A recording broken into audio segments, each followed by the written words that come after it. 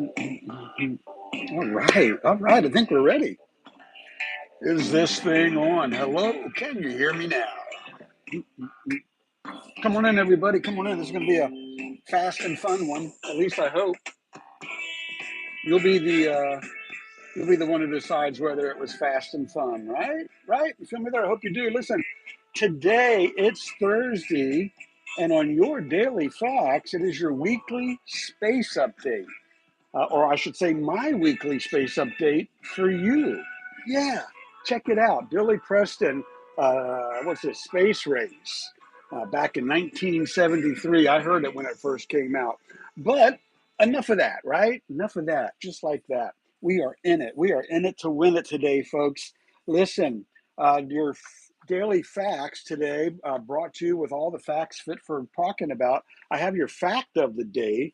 And again, I remind everybody, I don't make this stuff up. I don't need to because somebody already printed them for me, right? You feel me there? I hope you do. But there are a total of 1,710 steps in the Eiffel Tower. Yeah. And what I want to know is who counted them? Okay. Who counted 1,710 steps? And then who verified that count, right? And did they use an accounting firm? Get it? Get it? Accounting firm? I don't know, folks. That's just where that's at, right? But yeah, that's that. Today, I am still SubaruSteve, not just today, but every day. This fax is for you, the viewer, as it clearly says right there. Today, it's Thursday, August 28th, 2025. Time for my weekly space update. The topic is optimal orbital alignment. Stick with me. I'm going to break it down really easy, really fast. Optimal, I can't even say it now. Optimal orbital alignment. And the subject is the first to put humans on Mars. Check it out because every country wants to be the first, right? We all want to be the first at whatever we do. Look, before I get into that, I do have a quote, doing it a little differently today. It comes from the desk of the quote of who, right? I'm going to read the quote and then you tell me who you think said it, right? Is that how that's going to work? I do it like that, right? Yeah, I do it like that. Who said the most effective way to do it is to do it? Who said that? Who said the most effective way to do it is just to do it?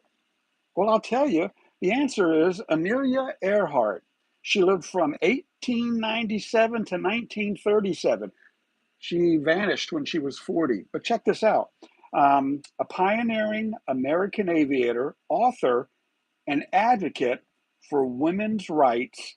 And in her 40 years of life, she was the first woman to fly solo. That means alone. That means all by herself. She flew solo across the Atlantic Ocean in just under 21 hours.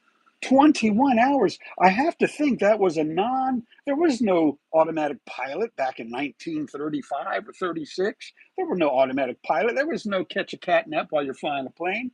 She had to fly the entire time. Yeah, Amelia Earhart, a woman to be remembered. Look, let's get into this. So today on the Daily Facts, what I want to cover, what do I got up here? I used AI. I love using AI. You go on Google and you search, and if you click over to the left, you'll have AI mode, and you'll learn so much stuff. But I highlighted something here. Where did it go? Oh, no, I lost it. I lost it. There we go. I highlighted that, so we'll come back to that. But sending humans to Mars. Let me turn around and look at you guys for a moment, if I may. Hey, how are you? You're looking good. I hope you feel as good as you look. And remember, everybody, make it a great day. It is a choice. But listen, sending humans to Mars, right? Current plans are for the 2030s, like the year 2030 and maybe 2031 and so forth and so on, realizing that with the optimal orbital alignment of Earth and Mars, I have to break it down for you like this. If this is, there we go. Look at that. I got two little planets right here. If this was Earth and this is Mars and this is the sun, right? Right? Well, if the Earth is over here and Mars is way over there, it's too long. You can't get to Mars. It would take years to get to Mars, right? But if you plan it just right, where the optimal orbital alignment is, where the planets are closer than normal, because as they do their orbits, all kinds of stuff happens, right? But at one point, they get their closest, which is about a 6-month journey by rocket, right? Because that orbital alignment has got to be just right, where Mars is within a 6-month window versus longer. And check this out. The reason I go into that, didn't mean to kick the camera there, but put that back over there. I've got to put things back where I got them. Yeah, the journey takes about 6 months one way if you have the optimal orbital alignment just right. The next and every such window takes place every 2 to 3 years. Now, are you thinking with me here? You get there in 6 months, you can't leave for 2 to 3 years, because you got to make sure the planets are going to be close enough that when you make the journey, it's only 6 months and not 6 years. It's not going to be 6 years, but a lot longer than 6 months, right? So, what does that mean? I have the next and every such window takes place every 2 to 3 years, meaning when we send humans to Mars, they should be expecting not only to establish a colony, however, to plan on being there for 2 to 3 years before the 6-month journey back. Man, that's like 4 years from when you take off and you go to Mars. You stay for a little bit. You got to wait for the orbital alignment to come back up to be optimized to get back. And so you're talking 4 years, right? Right? Do the math. I just did. Check this out. There is a quicker way to put humans on Mars. Oh yeah. Oh yeah. You want to read this yet? Yeah. We'll come back to that one in just a second. In fact, the optimal orbital alignment next happens in late 2026, about a year from now. So I know we can get a Starship ready, right? Starship, that's Elon Musk baby right there, right? I know that a Starship can be made ready in a matter of weeks or months. A year is not a problem.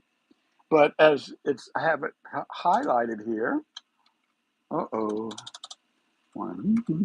Have I had it? First uncrewed flight. SpaceX founder Elon Musk has stated a goal of sending the first uncrewed Starship to Mars as early as 2026, though with a great deal of uncertainty, right? So he's already thinking about sending an uncrewed. Why not send a crewed mission one way? Stick with me here. One way, right? All we ask for is, well, I'm getting ahead of myself here. So we can do this. We can put a man on Mars as early as 2027 instead of 2030 or 2031 or 2022. You know, all the countries are in this to land a man on Mars, right? And they're all thinking the same thing. How do we get somebody there? How do they stay? And how do we get them back? No. Come on, check out my website. Please, when you get a chance. I've updated it today just for y'all. Look, I even put today's facts on there if you want to see the notes as I read them. But there's a better way. There's a much better way, okay?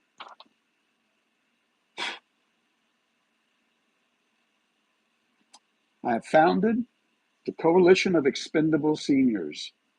We are like-minded individuals. Listen, turn your listening ears on. Like-minded individuals who will never, ever allow others to maintain our personal hygiene. Ain't going to happen. No. I'm 67. I'll be 68 in another month or two. And I've lived a great life. And the Coalition of Expendable Seniors, we are, like I say, like-minded people that want to donate our life to science, to mankind. We want to give back with who we are and what we've done in our lives. We want to give back. We want to make the ultimate sacrifice by donating our life to sciences, not only to become a multi-planet species, but also to save our planet as well. Right? What's wrong with that? We are dreamers who make things happen, like Amelia Earhart, pioneers regardless of age, saving the life of astronauts and scientists. And all we ask for is not 3 years on the planet, just 30 days. 30 days on the planet. And of course, day 28, one hell of a party starts. But we're not looking to come back. We realize the logistics involved. We're good with that. You don't need to send 3 years worth of rations for us. We don't. Let's find out, can we transport a living human being to Mars with the crewed robot crewed ship? Let's work hand in hand in tandem. If something happens to the robot, maybe I can help. If something happens to me, maybe the robot can help. I'm good with this. If I expired anywhere along the way, what a blessing, what an honor. Not only did I save a life, but I gave mine pursuing my dream, right? And like I put here, if you don't chase your dreams, you're never going to get them. Chasing dreams is the only way to get your dreams, folks. I'm being very serious. I'm being very real. Those of you who know me, that I take Tuesdays very serious. On Tuesdays, I talk about Sebastian Rogers, missing teenager out of Hendersonville, Tennessee, and I take that very seriously. Every Tuesday, I'm committed to that. Every Sunday, I'm committed to going live with a Sunday morning social media sermon. I've done now 126 of them in a row. I think I added that on there too, the last one I just did. I'm committed to this. That's why I do this every Thursday. It reignites a passion in me, and I hope, pray, and believe that at the right time, the right person will hear this, will see this, will go to the website and go, what in the heck is this guy talking about? But there's today's notes right here, right? I've brightened them a little. All my links are right there. You can go to my YouTube channel, just click right there on YouTube, and bam! It could have just been right up, but there I am. Look, there I am live right now.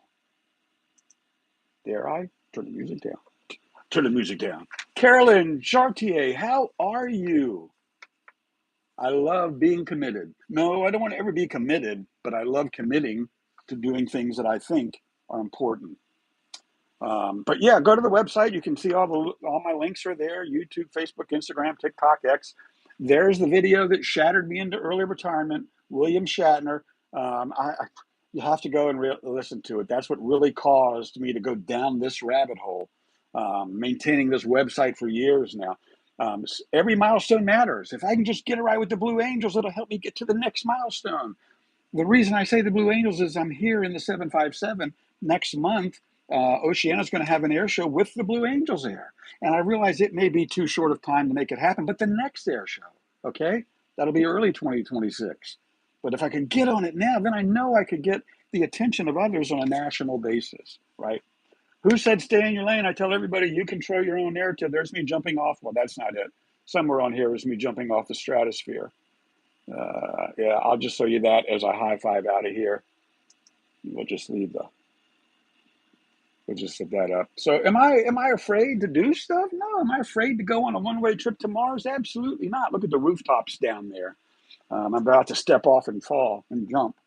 But Stratosphere, Las Vegas, I don't know if they still do that or not, but this was just about 4 years ago, I believe it was. And if you watch this videos, you'll hear me yell Subaru as I go down. But listen, consider joining the tribe by commenting, sharing, liking, and of course, subscribing if you want. And by all means, go to the SubaruSteve.com website.